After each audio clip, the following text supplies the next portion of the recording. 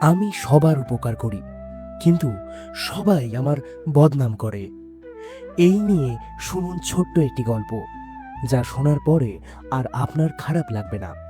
এক দেশে এক রাজা ছিল, যে প্রচণ্ড ভোগবিলাসী ও নাস্তিক ছিল। কোনো রকম দান ধ্যান করতো না। একদিন রাজা বাগানে হাঁটছিলেন। তখন এক সাধু রাজার কাছে এসে বললেন, রাজামশাই, আপনার কাছে কিছু দান চাই। রাজা বলল, আমি কিছু দান দিই না। পাশেই গরুর গোবর পড়েছিল। সাধু তা দেখিয়ে বলল, আপনি না হয় আমায় এই গোবর নিজের হাতে দান করে দিন।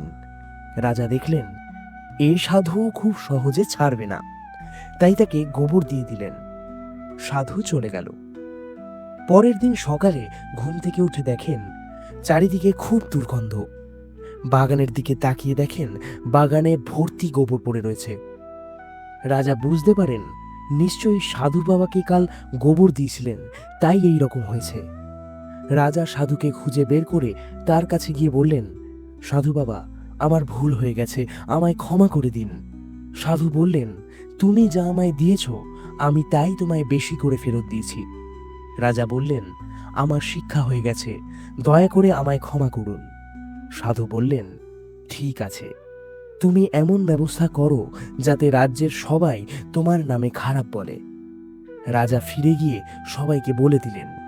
আস্তে আস্তে রাজ্যের সব প্রজারা বদনাম শুরু করে দিল, আর কয়েকদিনের মধ্যেই বাগান থেকে সব গোবর চলে গেল। রাজা সাধু বাবার কাছে গিয়ে বললেন, বাবা, আপনি আমার বদনাম করতে কেন বলেছিলেন? সাধু বললেন, কারণ যারা তোমার বদনাম করেছিল তারা সবাই তোমার পাপের অংশীদার হয়েছে, আর এখন তোমার সব পাপ চলে গেছে, তাই গোবরও চলে গেছে। তাই এখন থেকে যখন কেউ আপনার বদনাম করবে, বুঝবেন তারা আপনার পাপের অংশীদার হচ্ছেন। জয় শ্রীকৃষ্ণ।